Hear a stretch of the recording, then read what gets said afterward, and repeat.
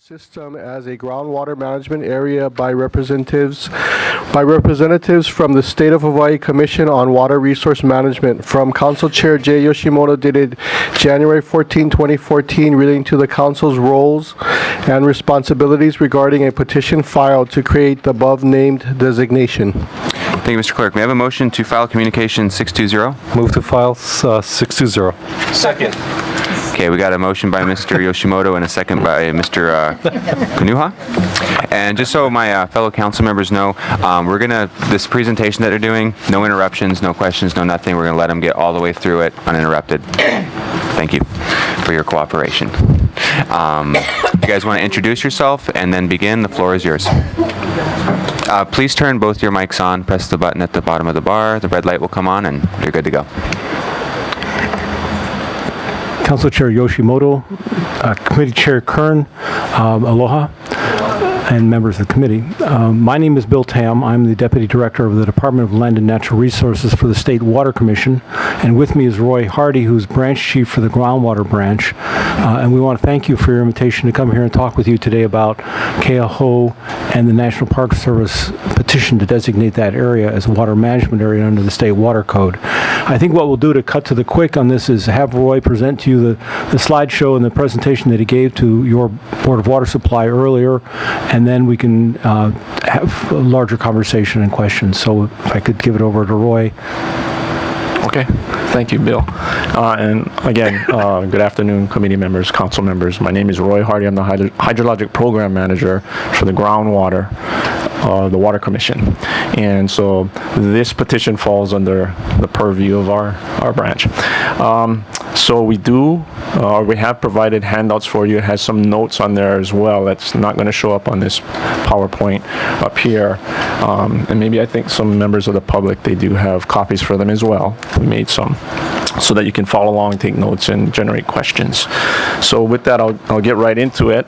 And this is our presentation. This also was presented to the Water Commission at its September 13th. Generally, in its general form, there was a few changes here just to update some things. But otherwise, this is the presentation we made to both the Commission and to the Board of Water Supply. And this is the petition to designate the Keahou Aquifer. The title screen here shows the island of Hawaii with the various aquifer systems that exist. And the red area shown here is the Keahou Aquifer System area. This is here is an overlay of your districts, and this red area boundary outlines the Keahou Aquifer System area over districts 7 and 8, I believe. So council members Kanuha and Eof, I'm sure you have a particular interest in this petition. Further, this is just zooming in to the area, and outlined in red is, again, the Keahou Aquifer System area. And the petitioner, the Kaloko Honokahau National Park, is highlighted in this green polygon here, down by the coast. And some of you may be very familiar with this area. So, the background is on September 13th last year, the National Park, Kaloko Honokahau, submitted a petition to designate this area as a groundwater management area. And basically what a groundwater management area does is require additional regulation through the commission-approved groundwater use permit program. On your handouts, there is the relevant sections of Chapter 174C, the Water Code, and the relevant sections under the regulation, Part 4 of Regulation of Water Use. So if you want to dive further into the details, you can. The next slide actually shows the flow chart of this designation process, and it's really the sections 41 through 46 in those sections under the code. And if I can just go through this graphically for you, the September 13th petition came in, and so it initiated this designation process. And what happens is that now the commission had 60 days to make a decision, and this decision is this long rectangular area here where the commission decides whether to continue the designation process, whether there's merit to designate or not. But before we get there, the petition, there has to be consultation with the county, the council, the mayor's office, and the Board of Water Supply. So we've done that, and we've sent out, we had sent out letters requesting your mana'o and comments on this designation proceeding. But also, the way the code outlines it is that there has to be these investigations, and these are all the facts that surround this designation process. And those include studies and water use reports. Much of those come through us at the Water Commission, federal water agencies' input. Importantly, the Department of Health's input. You heard, I think, earlier about concerns about contamination at the park. Public hearings are optional at this point. And then finally, the chair's recommendation. And again, this has to be all done within 60 days, and it comes to the commission for their initial decision. Well, what the commission did in October was actually this portion called extension. Okay, that's what they decided to do. It was rather quick. It was in October they made this decision.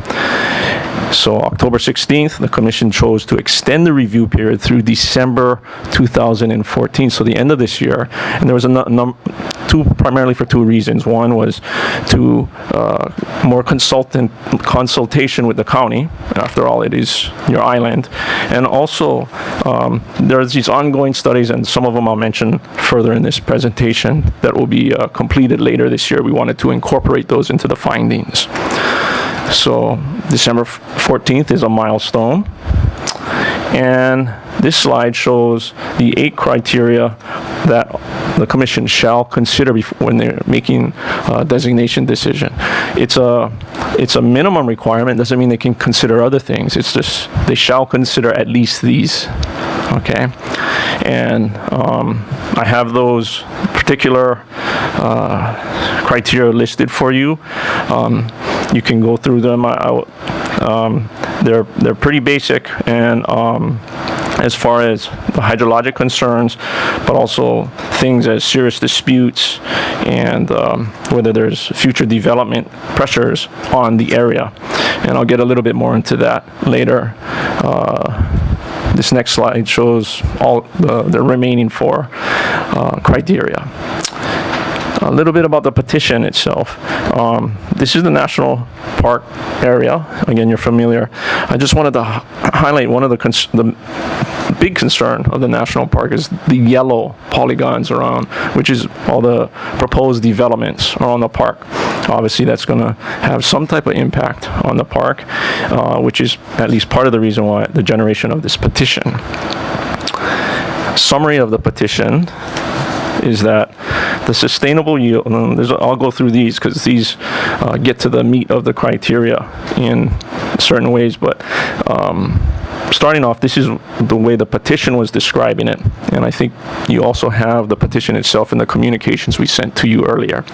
The sustainable yield approach to groundwater management is not adequate to address the potential harm to the biota and potential for limiting the practice of traditional and customary rights caused by the reduction of shoreline discharge from pumping.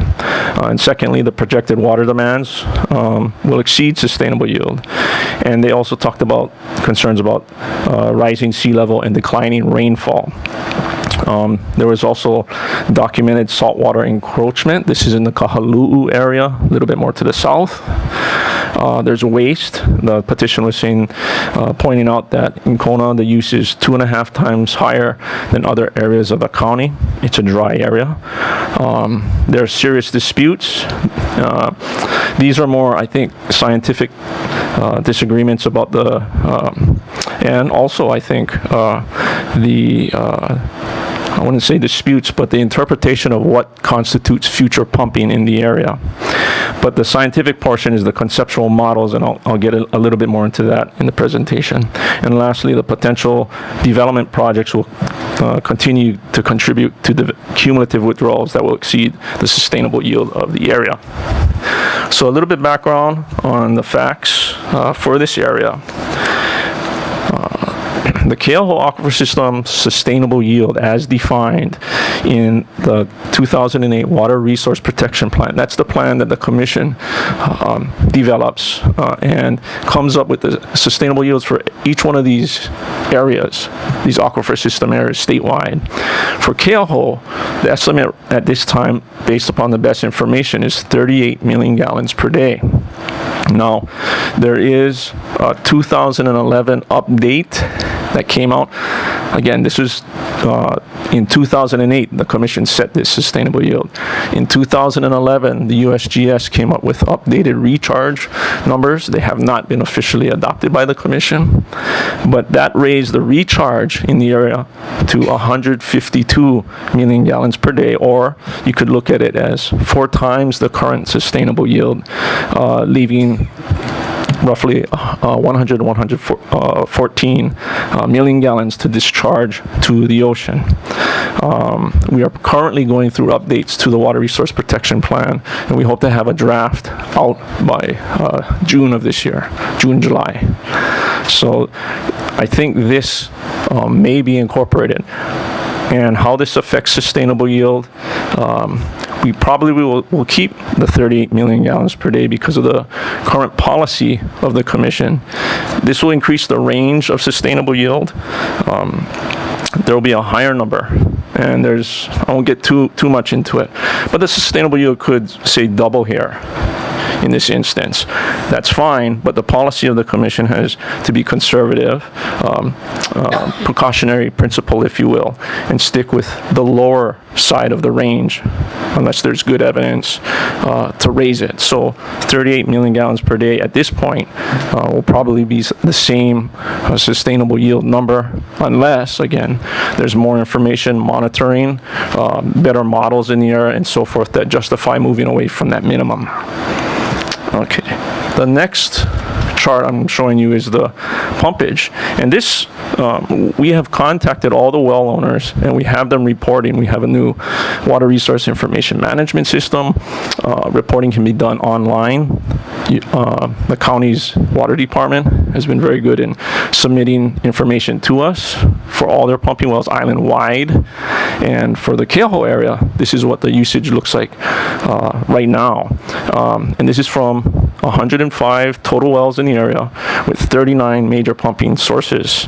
And you can see from this chart, the 12-month moving average, that's the average for every year as it moves along, is about a third of sustainable yield right now. The red line is the sustainable yield at the top there of the Keahou. And so you can see we're really far below. One of the criteria in designation is that the Commission shall consider if that 12-month moving average reaches 90%. So we're far below that. What is concern, and what was presented, I think, from the earlier testifiers was, well, what about the future use in the area? The water use and development plan that the County of Hawaii had recently updated went through inventory, of all the zoned areas and attached water rates or duties, if you will, that's what we call them, to these different zoning, whether it's urban, agriculture, and so forth. And there's a number, and this came actually from the petition. The petitioner was outlining the 1978 water use, 2008. They had medium population growth, and then the water use and development plan, county zoning, full build out, and then the general plan, full build out. A little bit difficult to see here, but the zoning, the gray area on these charts are the demands based on zoning without agricultural water demands. So based on the zoning full build out, you would get right up to the Keahou Aquifer System sustainable yield. If you go further into the general plan full build out, what the petition was saying, it would go much higher, like over 400% for demands, not counting agriculture. Of course, if you put agricultural use on there, you'd get, you go far beyond the sustainable yield. Whether a farmer is going to be able to pump water in that area for his crops at an economical rate. That's another matter. But this determination of what's going to be in the future is where we need help from the county. You know, what is the plan? This is your island, and it's really somewhere where I think the response from the council, the mayor, and the Department of Water Supply will be very helpful and important in this decision before the commission. Yeah, future use in this area. Just as a aside, if you were to go up to let's see, the proposed pumpage from the petition of about 175 million gallons per day, that would serve about 1 million people. I don't have it here in the presentation, but I was looking at it yesterday out of our water use reporting. But for the entire island of Hawaii, the use of all the wells, and the majority coming from the Department of Water Supply, is around 30 million gallons per day. So all of, at least under the current conditions, Keahou would supply the entire island, current demands. Okay. The next slide here. Oh yeah, okay. Just wanted to show, okay. And this is where it gets into a little bit of the scientific and conceptual model disagreements. There's a blue line, dashed line there, that generally follows the upper highway in Kona, and it's really the separation or demarcation between, to the left, the red dots, which are basal wells. Water levels are very low; they're only a few feet above sea level, and the quality of the chlorides in the water is pretty high. You know, less than 1,000 in many cases, sometimes over 1,000, but useful for irrigation. I think the Kahulu shaft is down in that area. Above to the right, Mauka of that line is the high level, and that's where you have higher water levels, tens and hundreds of feet above sea level, although the elevation is much higher at the ground. So these are deep wells, but the quality is very good. Very, very low chlorides. You're talking about tens of parts per million as opposed to 1,000 parts per million below. And I guess there's a lot of discussion amongst the scientific community why this is. It's something unique. I think we see in this area this dramatic change, and there are no surface water features in this area. And how and what is this is the connection between the high level and this basal area? Okay, let's see. Okay, it's not. Yeah, this chart actually shows what's how do I say. The scale, it makes it a little difficult to appreciate what's going on here, but this is taken out of Water Resource Associates report back in 2006, but we used it on short time when we had less than 30 days to go to the commission, so we just grabbed this to show the situation there. But if I may, and bear with me, on the left here is the basal area. Again, they're a few feet above sea level. To the right is the high level, and these water levels are actually much higher. In these particular wells, they're only 40, 50 feet, but if you go further inland, they'll be hundreds of feet above sea level. Okay. Now the question is, well, what is the connection here? There are at least a couple wells that have been drilled, and one of them is the commission's. It's a deep monitor well. We use them in areas where we're trying to get the profile of the basal aquifers where it turns into saltwater. Well, it so happened when we did ones many years ago, we drilled all the way, went into saltwater, and went through and found fresh water underneath saltwater, which was, well, there's a scientific hole, I think, in this area that also found that same phenomena. But the question is, what does that mean? I think because the conceptual model, or what the traditional view of it was, the water was just spilling over the top and going into this area. If that were the case, why is this area so brackish? And now we found evidence there's fresh water underneath. Well, does it stop here? Does it go all the way out to the ocean? Nobody really knows at this point. There's been a number of modeling attempts by the USGS, and they, in their early attempts, they didn't consider this, which really affects what their modeling results show. So you change the boundaries, you change the entire model in your calibration targets and so forth. So I think they're re-looking at this. Another well was drilled by a private developer, found the same thing a little bit further to the north. So it's for real, but we just don't know the extent of how far this fresh water and the communication between the high level and the ground and the basal green area. It could be going, flowing all under.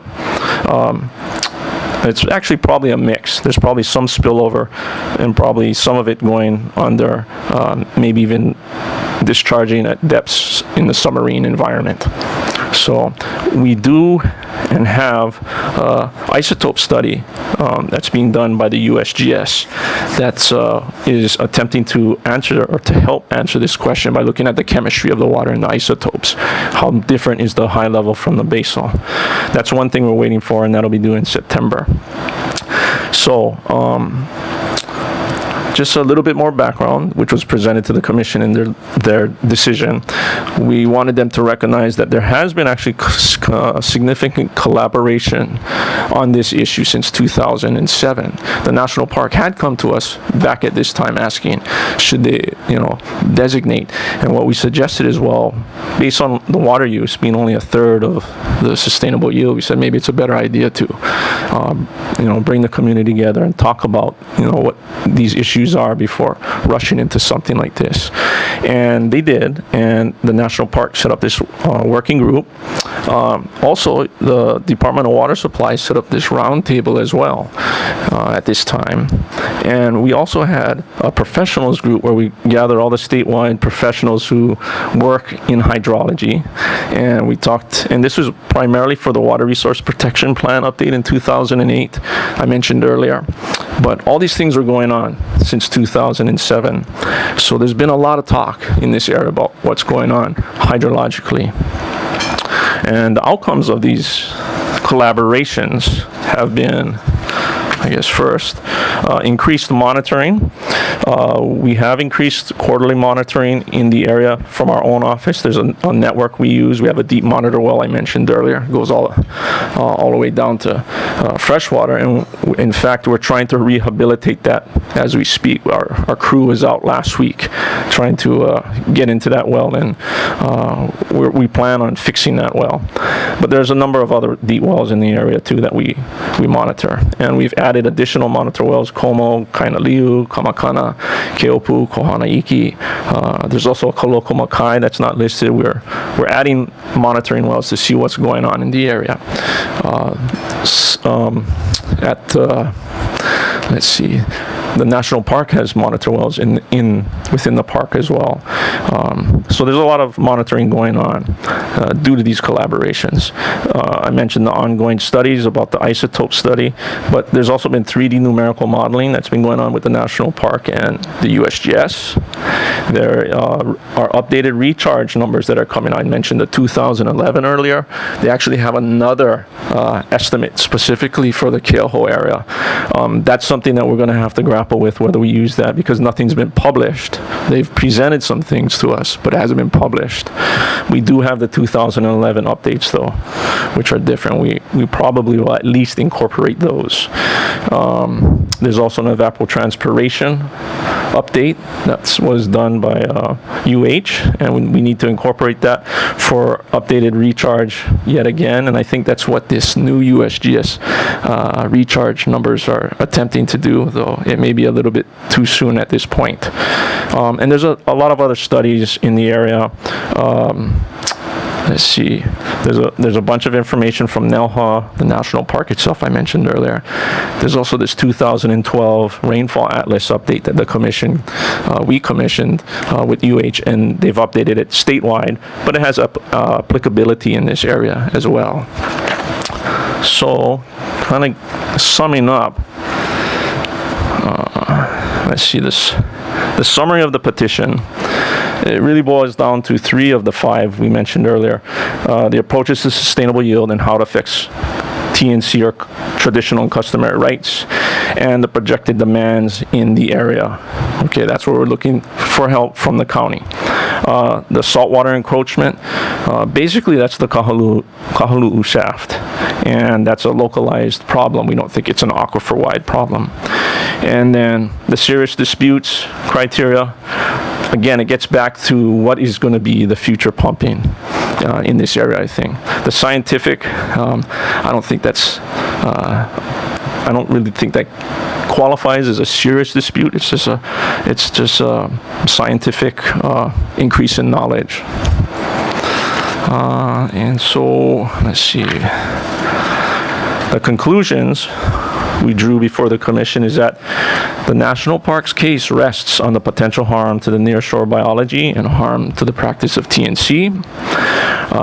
Again, I sound like a broken record here, but the commission needs help from the county to determine what constitutes future authorized planned groundwater use from this area.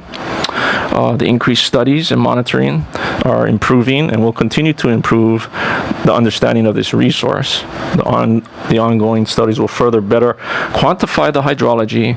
They will be done in late 2014, hence the reason the commission extended this petition decision through December 2014. And lastly, of course, the commission, that's what they did on October 16th. Let's see. This is just showing, I'm just highlighting here the 2014 milestone, and we're still up at this portion of the process. I guess if the commission were to say yes, there is merit, then that's basically saying yes, there's a good reason to designate this. Let's move ahead. There would be a public hearing. Okay, following this, there would be a findings of fact which incorporate all the investigations and the testimony from the public hearing. And then it would go back again to the commission for their final decision on whether to designate or not designate the area. And this all has to take place within 90 days after that, if it goes to December 2014. So it's pretty rushed at the end here. So take it slow at the beginning, and then if we have enough evidence, move forward. Or the commission could say no, they could make a decision, no, at this stage, don't need to go further, don't need to go public hearings, findings of fact.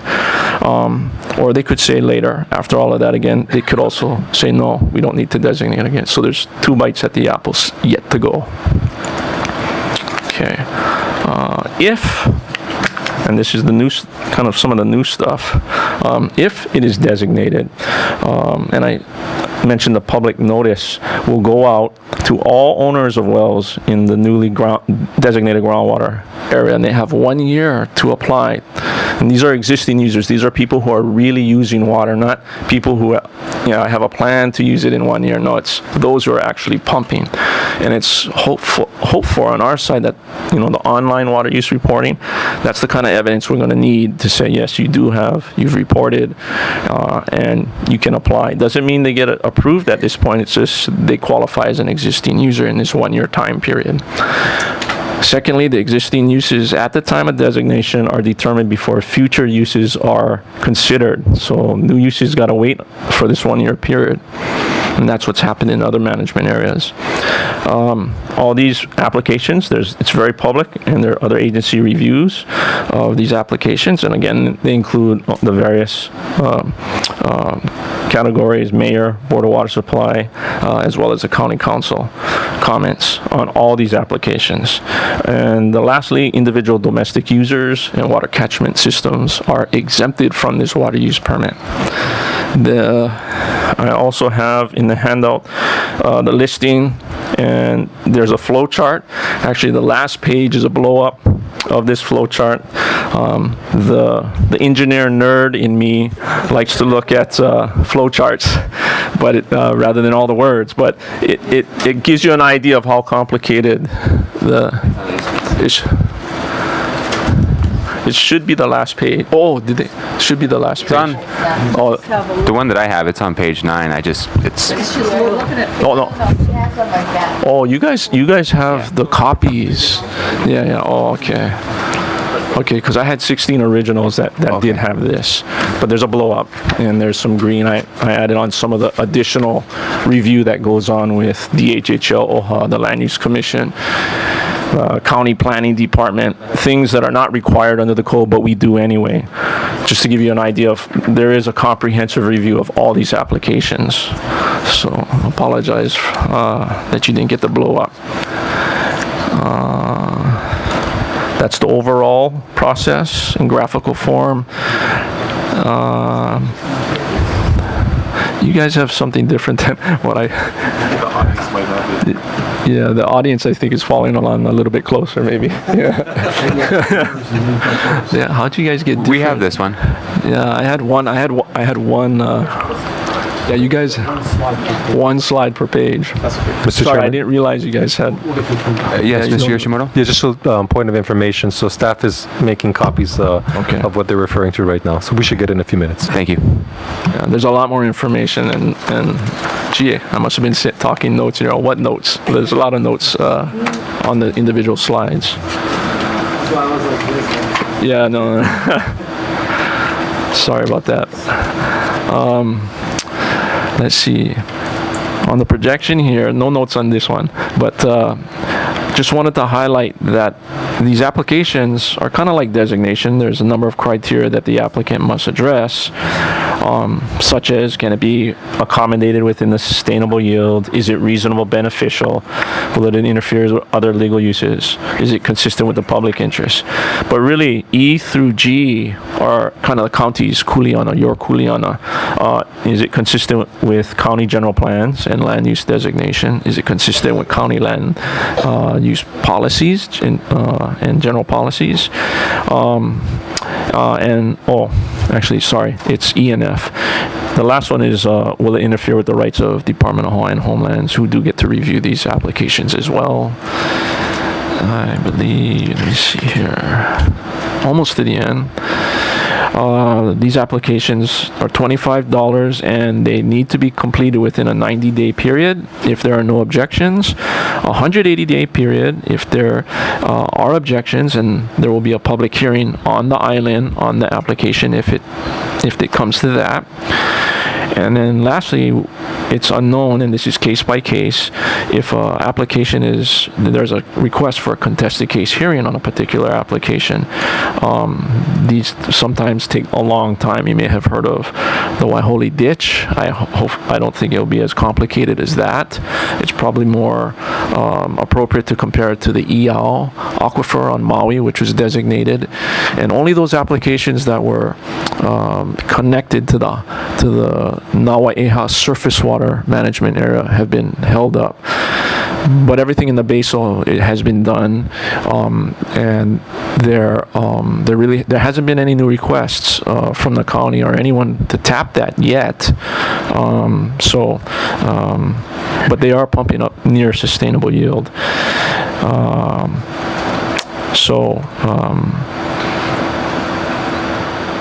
So contested cases were resolved actually rather quickly in the basal situation in Keahou. The last slide here is the commission relies heavily on the county water use and development plan for guidance, both in the designation, but also in their decisions if it's designated on the applications. We use county water system standards. Your Department of Water Supply is co-author in that to estimate daily demand for domestic uses, single family, multiple family, that kind of thing. But we also have the commission has an irrigation model. We have our second version we use to estimate average daily demands for 5-year drought. We use this quite a bit on Oahu. I think we've used it in a few instances in Keahou. I'm not sure if that would be the case. Maybe a few in Keahou if it came to that. But it's a model that GIS model that uses and helps us to estimate what the reasonable and beneficial amounts. Not using what you need basically, not more than that, as part of the determination of these applications. So that's the end of the presentations. Thank you, and I apologize. You guys had a different handout. Makes it a little bit difficult to follow along when we got two different sets. But that's it. So we'll be happy to answer any questions or entertaining comments. If I could add just a couple of things, sort Sure. of as a perspective. These are a lot of technical standards that have to be followed, but I think you also need to look at the long-term reason for the Water Commission and the state constitutional amendment in '78 and why the Constitution required the state to adopt a water code. One of the things that's often hard to grasp is the time frame you need to think about this. These are not things that are decided just on a sort of year-by-year basis. This is really looking ahead 15 or 20 years. And the problem is that once you create infrastructure, once you create reliance on wells, that use is pretty much established, even if legally it could be drawn back some. So what you're really looking at is uses that start to approach an asymptotic curve. And, as you get closer and closer to that limit, your choices get narrower about what you can do in the future. And one of the reasons for the water code designation process is to try to get ahead of that curve so you actually have all the different aspects on the table when you think about it. One of the problems that happens, just as a practical matter, is that public projects often come in late. They take a long time to plan, a long time to get financing. So, for example, if you want to put a school in some place, the private sector can act very quickly, and they do. And they know where they want to go, and they get their wells and get their financing, and they start to do things. But public projects often have a 10, 15-year lag, and if you need to put in a well to take care of a school, for example, in a simple model, you may find that the water in that area isn't available anymore. And so therefore you have to go someplace further to get that water, or deeper. And so this is a method, this designation process, of trying to bring all the different aspects to the table. Hawaiian Homes, for example, for a very long time, has not really stepped up to say where they need water, how much, and where. They're starting to remedy that, but they've been very slow. And as a result, they actually have a first claim on water on state lands as a result of the Hawaiian Homes Commission Act and as a result of the Admissions Act and the state constitution. But they're going to find themselves in a position where they want to do a homestead in an urban area, and they don't have water. So we need to have a sort of a longer time frame to see what are all the pieces that are coming at you, and what do you want to do about future